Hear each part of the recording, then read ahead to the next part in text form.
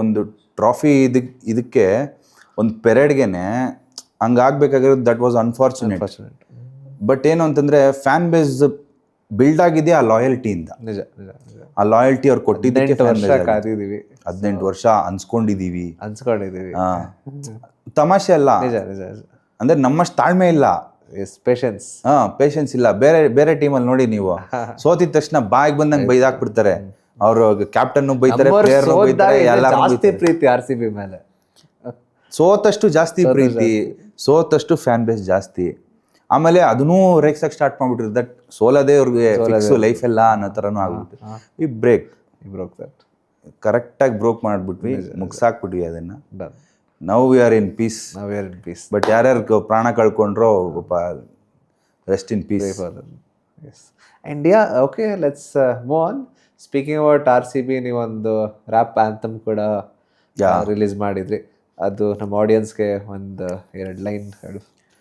6-4 ನಮ್ದೆ ಜೋರು, ಚಿಂತೆ ಬೇಡ ಒಂದು ಚೂರು, ವಿಕೆಟ್ ಹೋದ್ರು 2-3 ಹೊಡೆಯೋರಿದಾರಿನ 3, TV ಹಾಕೊಂಡು ಮನೆಯಲ್ಲಿ ಸ್ಕೋರ್ ನೋಡೋದು ಮಾಮೂಲಿ, ಗಿನ್ನಿಸ್ ರೆಕಾರ್ಡ್ಗೆ ಹೋಗುತ್ತೆ ನಮ್ಮ RCB ಫ್ಯಾನ್ಸ್ ಹಾವಳಿ, ಬಾರೋ ಮಗ ಬಾರೋ 4-6 ಸ್ಟೆಪ್ ಹಾಕೋ, ಈ ಸಲ ಕಪ್ ನಮ್ದೇ, ಸಪೋರ್ಟ್ ಮಾಡಿ ಎತ್ತಾಕೋ, ಕಿತ್ತಿ ಬಿಸಾಕೋದೆ ನಾವು ಒಂಥರ JCB, ಗೆದ್ರು ಸೋತ್ರು ಇಲ್ಲಿ ನಾವು ಹೇಳೋದೆ RCB.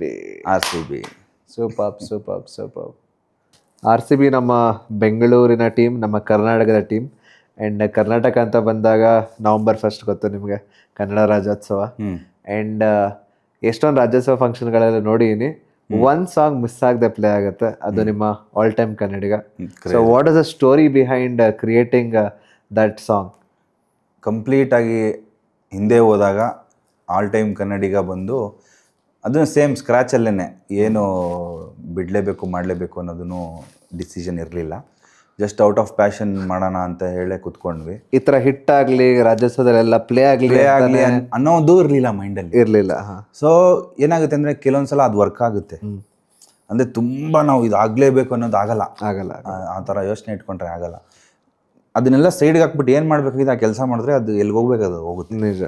ಸೊ ಇದು ಆಲ್ ಟೈಮ್ ಕನ್ನಡಿಗನೂ ಅದೇ ಪ್ಯಾಟ್ರನಲ್ಲೇ ಹೋಯಿತು. ಸೊ ನಾನು, ಬಿಜು ಬ್ರೋ ಮತ್ತು ನಮ್ಮಣ್ಣ ಎಲ್ಲ ಸೇರಿಕೊಂಡು, ಪ್ರಭು ಅಂತ ಮ್ಯೂಸಿಕ್ ಡೈರೆಕ್ಟ್ರು, ಅವಾಗ ಅವರು ಮೂವೀಸ್ಗೆ ಮಾಡ್ತಾಯಿದ್ರು, ನಮ್ಮನ್ನ ಕರೆಸ್ಕೊಂಡು ಮಾಡೋಣ ಅಂತ ಹೇಳಿ 1-2 ಸೆಷನ್ ಎಲ್ಲ ಹಾಕ್ಕೊಂಡು ಎಲ್ಲ ಬರೆಯೋಕ್ಕೆಲ್ಲ ಸ್ಟಾರ್ಟ್ ಮಾಡ್ಕೊಂಡು, as soon as it is done, ಅವಾಗ ನಮಗೆ we started getting the hope that ಏನೋ ಒಂದು ಆಗ್ಬೋದು ಅಷ್ಟೇ, ನಾಟ್ ಲೈಕ್ ಮಾಡೇ ಮಾಡೋಣ ಏನಾದರೂ. ಅವಾಗ ನಮಗೆ ಇವಾಗಿನ ಟೈಮ್ಸಲ್ಲಿ ಮಾರ್ಕೆಟಿಂಗ್ ಹೆಂಗೆ ನಡೀತದೆ ಅದಿಲ್ಲ ಅವಾಗ ಏನೇ ಇದ್ರೂ ಯಾರಿಗಾರ ಹೇಳು, ಮೆಸೇಜ್ ಮಾಡು, ಅವ್ರಿಗೆ ಇಷ್ಟ ಕಳಿಸು, ಲಿಂಕ್ ಕಳಿಸು, ನೋಡು, ಶೇರ್ ಮಾಡು, ಲೈಕ್ ಮಾಡು, ಕಮೆಂಟ್ ಮಾಡು. ಇದೇ ಎಲ್ಲ ಕಡೆ ನಡೀತದೆ. ಆ ಟೈಮ್ಸಲ್ಲೇ ಒಂದು ಲೆವೆಲ್ ಆಫ್ ವೈರಲ್ ಆಯಿತು ಹಾಡು, ಚೆನ್ನಾಗಿ. ಅದು ಕರೆಕ್ಟಾಗಿ ನವಂಬರ್ ಟೈಮಲ್ಲೇ ಬಂದು ಕುತ್ಕೊಂತು. ಬಟ್ ನಮ್ಮ ತಲೆಯಲ್ಲಿ ನವಂಬರ್ಗೆ ಹೋಗ್ಲೇಬೇಕು ಅನ್ನೋದು ಇರಲಿಲ್ಲ, ಇದು ಯಾವಾಗಾದ್ರು ಬಿಡೋಣ, ನೋಡೋಣ ಯಾವ ಟೈಮಿಗೆ ಬರುತ್ತೋ. ಸೊ ಯಾವಾಗ ಅದನ್ನು ಬಿಟ್ವೋ ಅಲ್ಲಿ ಅವತ್ತಿಂದನೇ ಅದು ವೈರಲ್ ಆಗೋಯ್ತು.